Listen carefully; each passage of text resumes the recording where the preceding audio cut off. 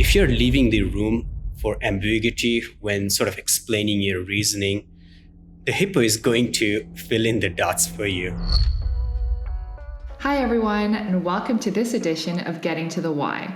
I'm Jane, the Director of Content at UXCam, and we have UXCam CEO, Kishan, to talk about how product managers can more effectively present their ideas to the HiPPO, aka the highest paid person's opinion. So, Kishan, let's start with the misconceptions about presenting product ideas to people in senior leadership. Awesome. Thanks, Jane. Look, the first thing I want to mention is you have to understand, right?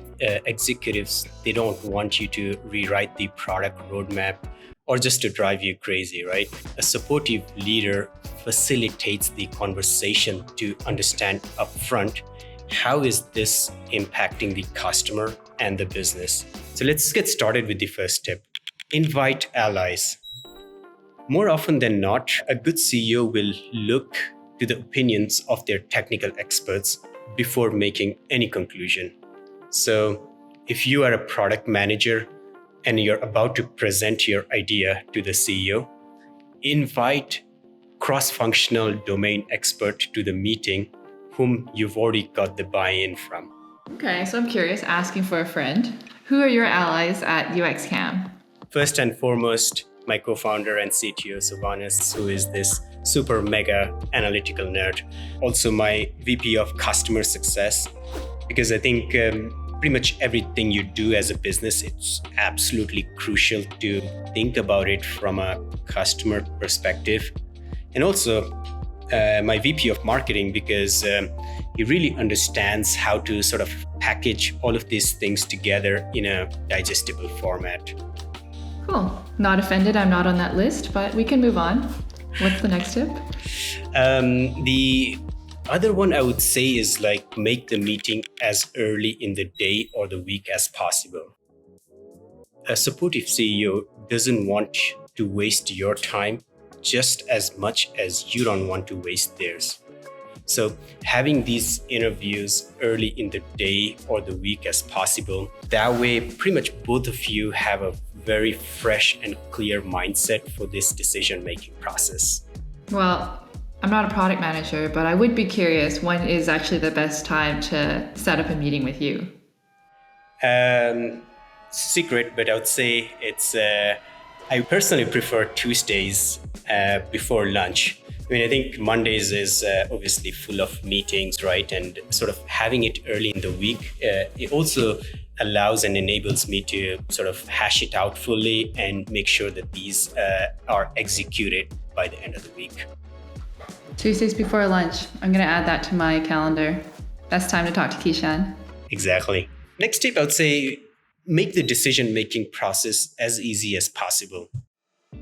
I think sometimes people spend so much time focused on showing what they have done rather than really talking about the potential outcome.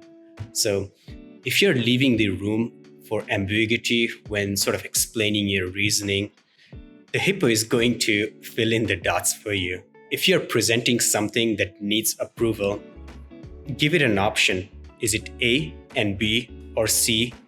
And also sort of lay out the pros and cons for each of these different options. Just kind of like packaging it in this way, it really makes it really simple and easy for the HiPPO to make decision and make sure that you're getting the right outcome as well. That makes total sense. I mean, how many big decisions do you make in a day? One too many to count off, so no. Show urgency.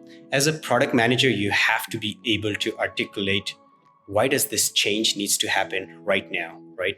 Come prepared with all the data and the dashboard that clearly shows the potential impact if we don't make this change now. And it's really your job to show why your particular initiative will move the needle the furthest and the fact that it needs to be prioritized now.